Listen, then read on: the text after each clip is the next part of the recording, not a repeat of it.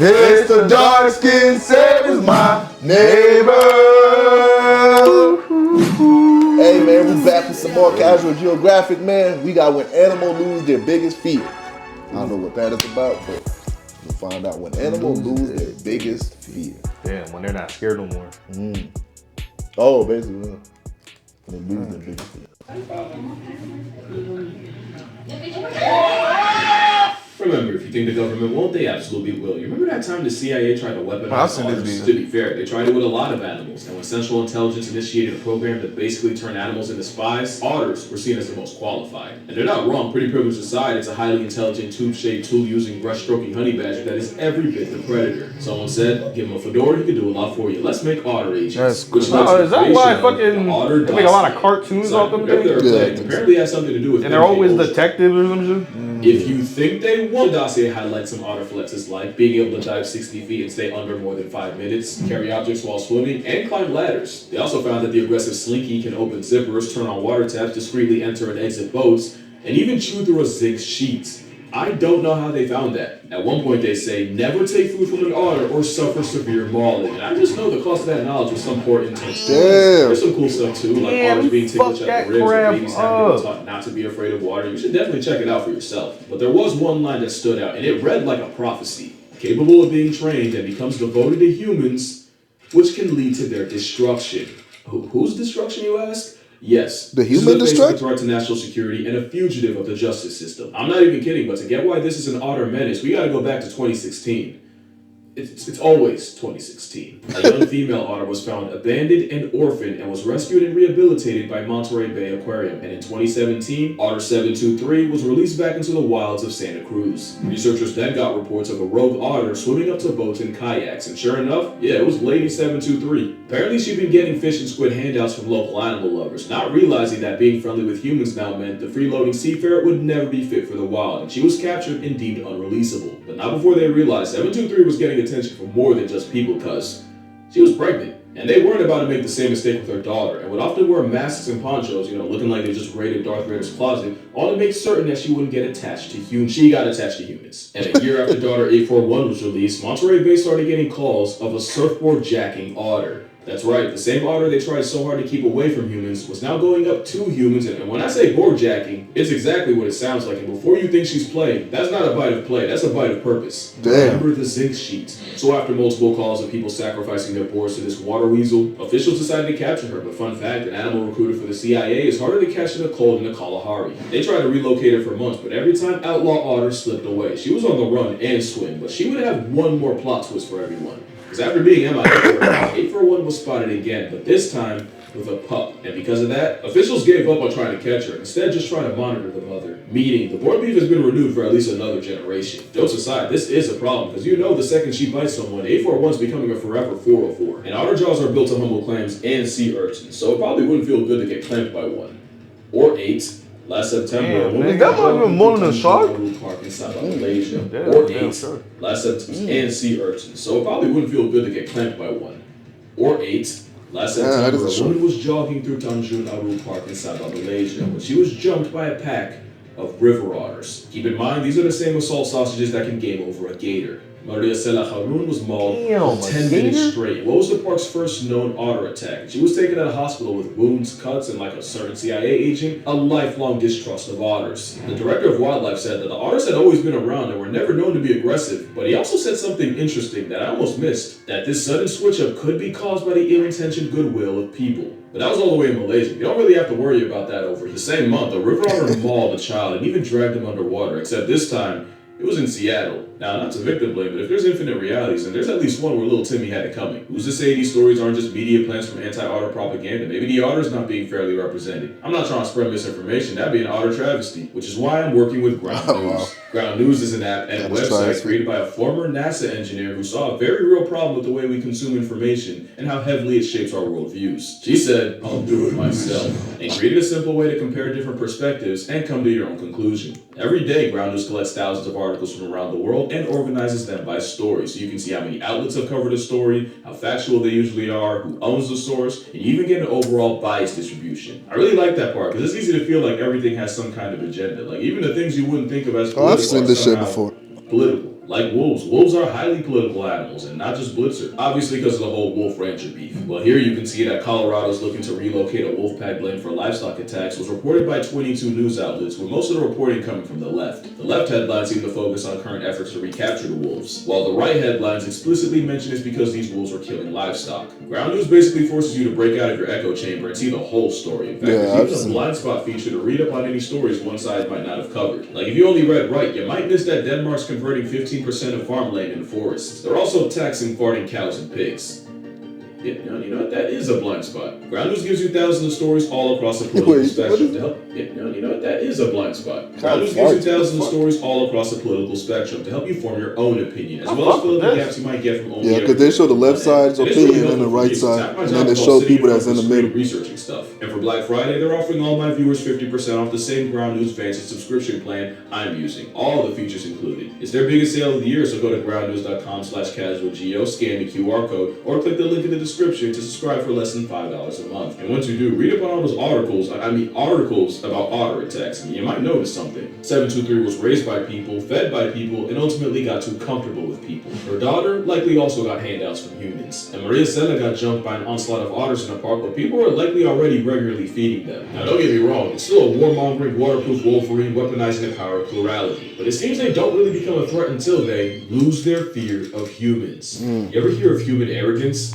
Probably not, because I just made it up. Human arrogance is walking in a forest scared, whole time the forest is scared because you're in it walking. Behold, they're more afraid of you than you are of them. That's real, and it's scientifically proven. Some other bears will purposely raise their kids closer to humans, knowing the best male bear repellent is proximity to people. Jacob and Tibu were two lions that made a record-breaking 1-mile swim through croc and hippo-filled waters. I actually talked about it in the last video. What I didn't tell you was they both could have taken the much easier land bridge across, but that would have involved coming into contact with humans, and apparently they'd rather run the aquatic gauntlet in the dark than risk a run-in with a bipedal pale ape. But speaking of lions, it's scientifically proven that animals are more terrified of us than a literal 400-pound maned population control. In an experiment led by Professor Leanna Zanet, scientists planted hidden camera speakers near watering holes that would automatically get triggered every time an animal got close. Basically, they'd be recording different animals' reactions to the sound of lions versus people speaking the local tongue. And with lions preferring to ambush prey near watering holes, you'd expect a growl to send any creature running for the hills. Instead, 95% of the animals reported were more afraid of the sound of humans than a stalking lion. Animals that included giraffes, impala, leopards, and even chronic lion Chutoy the hyena packed it up faster when they heard humans. The only animal that didn't was the literal biggest one alive with toenails. Even during dry season, animals typically evacuated 40% faster hearing humans compared to if it was a hypothetical predator. Because to a majority of animals, we are the predator. But to me, the craziest part of the experiment was the reveal that animals were more fearful of people just speaking than the sounds of literal gunshots and hunting dogs. It gets down to the point where people see the mere presence of a human more threatening than the sounds of someone actually getting put on a shirt. So you know when an animal has zero fear of humans, something is very wrong. It usually only has one outcome, and no one showed that more than Freya.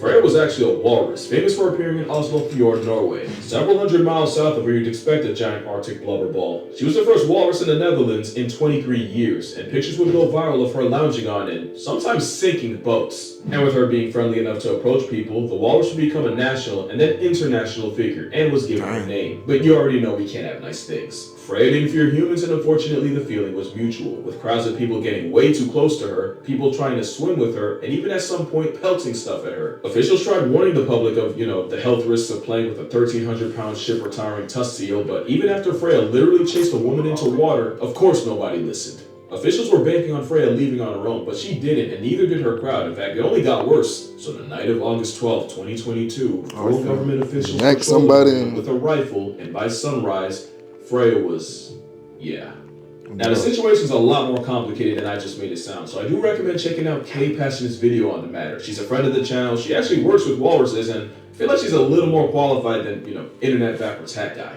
But if you're asking what I think, man, look, I want to see both sides, and I kind of do. Airdropping an aquatic animal, especially one the weight of a buffalo, especially when tranquilizing isn't even an option, is a lot harder than you think. There's a good chance to stress with a flatline Freya anyway. It would only take her bumping into a child once to turn both into a hashtag. But if you're really asking me, I don't think euthanasia should have been on the table. Anything would have been better. Like, worst comes to worst, hot take, if someone actively chooses to cozy up to a 1,000-pound half-evolved snow hippo against past tense in the process, you really can only charge it to Darwin. And I don't know if it's a sea puppy thing gone too far, but I do not know when people decided to stop taking seals and sea lions seriously. It's basically a rebranded beach bear. It really is like we went back to 2016 and harambeed ourselves all over again. And for being named after a Norse goddess, Freya got done nasty for a walrus whose only crime was trusting people. And now, all that's left of her is a statue named, fittingly, For Our Sins. So yeah, you probably couldn't tell, but the Freya stuff pissed me off, especially since I swear we're about to do it again. Neil is a southern elephant seal that went viral for being an adorable menace to the people of Hobart, Tasmania. Neil's lore is his mom likely got lost, and instead of having him on Macquarie Island with a colony of other seals, instead he spawned nearly 1,000 miles away on the Tasman Peninsula. Two big problems: one, this meant Neil would be hardwired to return to the same beach on Salem Bay, and two, with a distinct lack of other seals, Neil would interact with anything that moved, including people, dogs, and even cars, which meant Neil had absolutely zero fear of people. One woman even had to call out of work after Neil fell asleep in front of her car and literally sealed her in her own house. And with southern elephant seals maxing out at nearly 20 feet long and over 8,000 pounds, it's one of those things that's going to be real cute until it isn't. And like clockwork, there's already reports of children harassing Neil, as well as people violating his space for selfies. It's gotten to the point where officials are begging the public to leave him alone, to not post him or share his whereabouts, basically gatekeeping the seal. And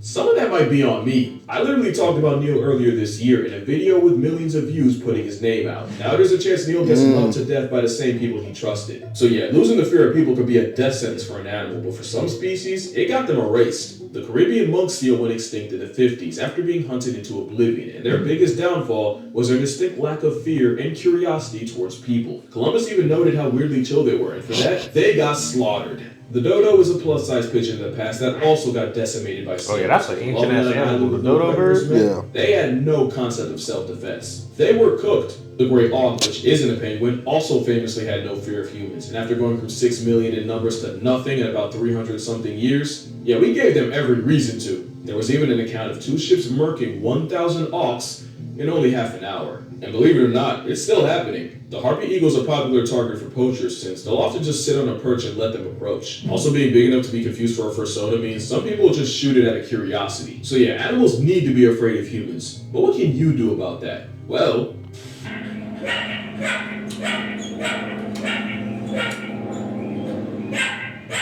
quick pop quiz. You're being stared down by a coyote. Should you A, make yourself look bigger, B, spray with water, C, cause an absolute f***ing scene, or D, put the fear of God in wildlife? Well, if you picked any one of these, you're wrong. It's actually E. Yes, you see, in college, hazing is something that gets fraternities shut down. In the wild, hazing is scaring an animal enough to factory reset its behavior and make it want to avoid anything human. Obviously, there are exceptions, like if the coyote's hurt, sick, or with kids, then you want to fall back because they might just call your bluff. It's not to hurt them, quite the opposite. Making them prejudiced towards people is the nicest thing you could do for them. Because when you feed a wild animal, you're almost certainly marking them for death. And sometimes it's not just theirs. Okay, let's do this one last time. Baboons in Cape Town have gotten bold enough to mug women and children, break into houses, you gotta put Balloon back in the wild, bro. It's crazy, bro.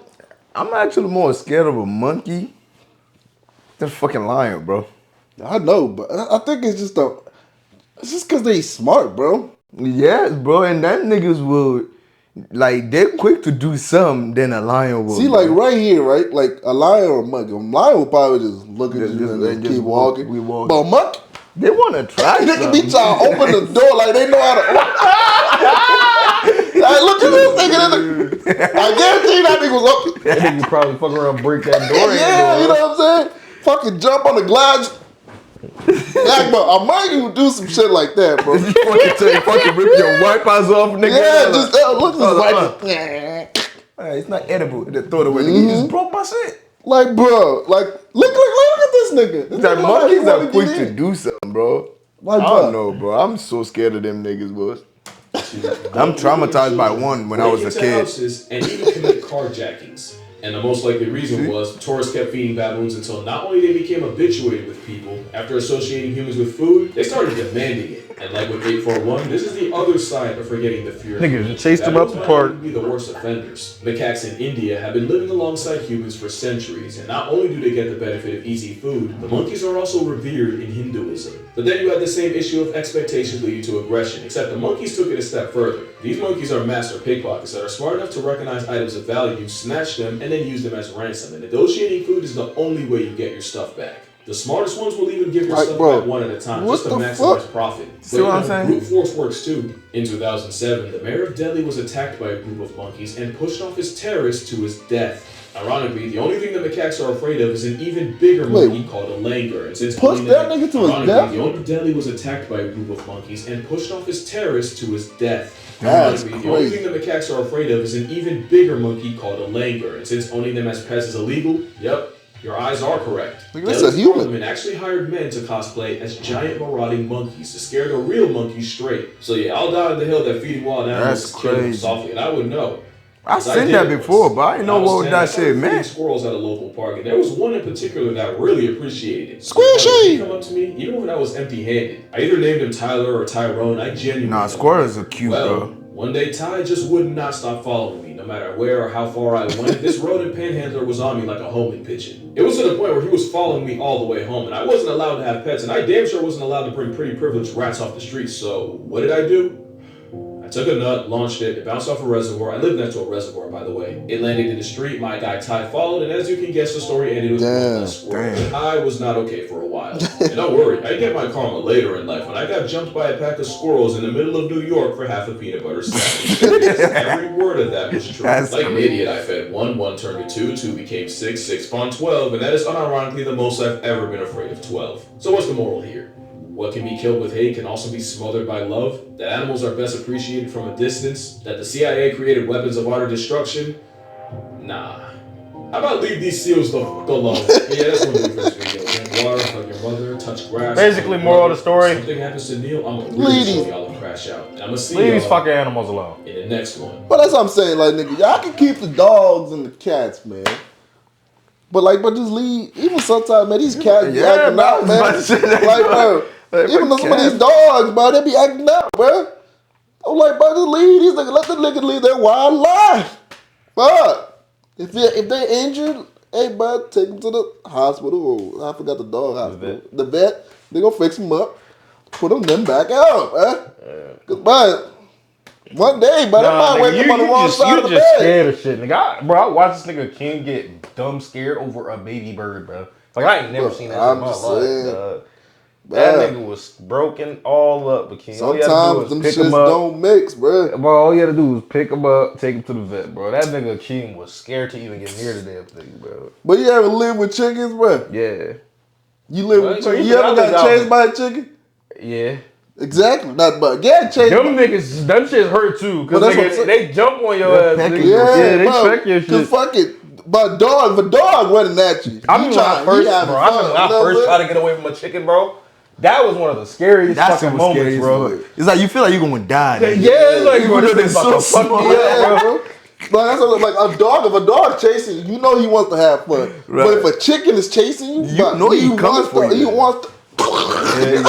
And you be trying to juke him. Yeah, and you juke him, but it's like you can't get anywhere because you try to run straight, them niggas is gonna chase you. So your ass be just sitting in one space, and they don't get tired either, bro. Be running.